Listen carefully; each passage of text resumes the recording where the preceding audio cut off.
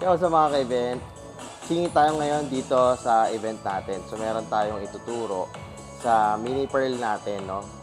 Nabasa ko to sa isang comment dun sa mga videos natin about mini pearl. So kung paano daw magtanggal ng program. So ayan, sige, singit natin. So hanggat nagpo-program pa lang kami, so papakita ko na paano magtanggal. Ayan, so ito, dito kayo yung mini pearl natin.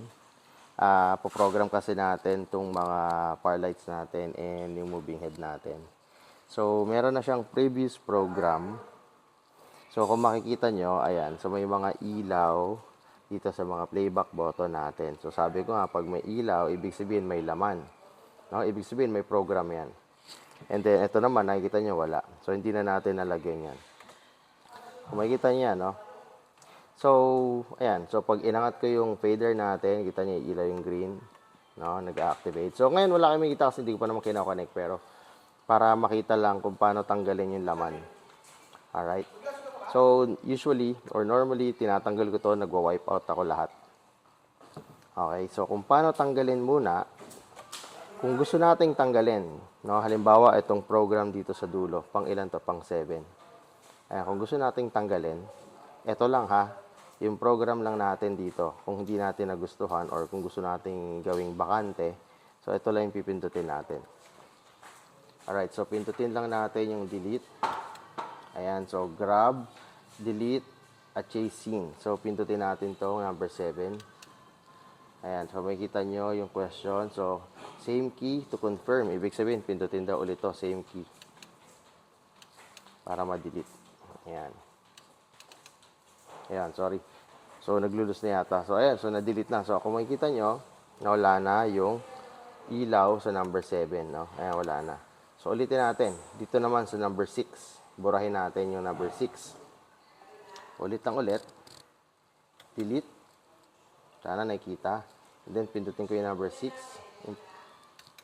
Ayan. So, nakikita nyo ba yung screen? So, same key to confirm. So, number 6 ulit. Ayan. So, wala na. So, tignan nyo yung number 6. Wala na. So, wala na. Okay? So, natitira na lang dito is number 5. Ayan, o. So, paano naman kung gusto nating tanggalin lahat? Okay? So, lahat ng program tatanggalin natin. So, for example, parang refresh, no? Pero hindi natin tatanggalin yung personality. Tatanggalin lang natin yung pinaka-program. Alright? So, yung mabilisan is iwa-wipe all natin yan. Okay? So, ulit. So, tanggalin ko muna yung number 5. Okay? So, para makita nyo, number 5. Pindutin ko ulit yung delete dito. Delete. Tignan yung screen. Grab to delete. At chase scene. And then number 5. Okay? Grab to delete. Ayan. So, same key. Ayan. So, wala nang number 5. So, kung mapapansin nyo, ilan na lang? 1, 2, 3, 4. Okay? So, isa na lang. Or gusto nyo, sabay-sabay na natin. Alright, so sabay-sabay na natin. So, kung halimbawa, punong-puno na yan at ayaw nyo na ng isa-isa, or gusto nyo talaga is panibago lahat, iwa-wipe all na natin yan. So, kung paano yon?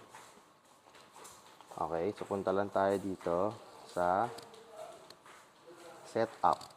Ayan, so nakikita ba yung setup? Setup. Ayan, so makikita nyo yung screen. So, again, tigi-tigisa lang ulit yan. A, B, C, D, E. So, pindutin natin yung B kasi wipe yung gagalawin natin. Wipe. Wipe. And then, wipe all. Tanggalin natin lahat, no? A, B, C. So, pangatlo, C. Wipe all. Okay. And then, may tanong ulit.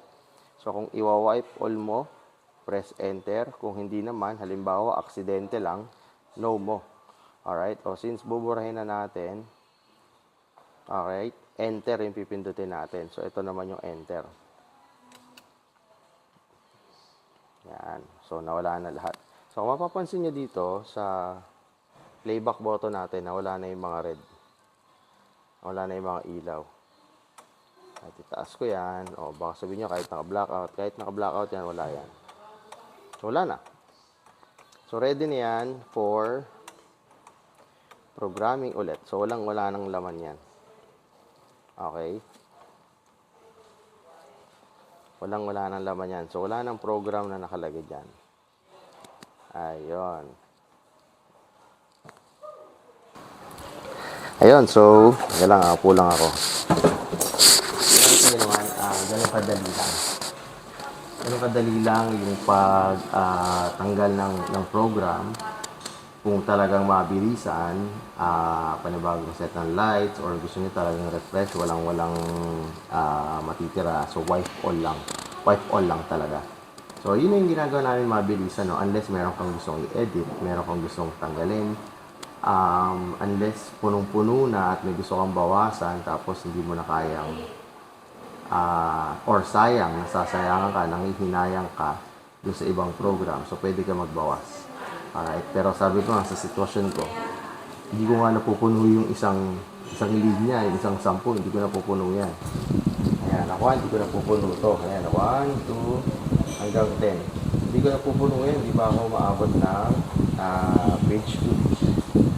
Okay, so dito lang satisfied na ako. Ayan. So kapag punong-puno na, siguro, bago mo burahin, pwede ka pang lumipat sa page 2. Pag talagang punong-puno na hanggang page 3, yan, siguro pwede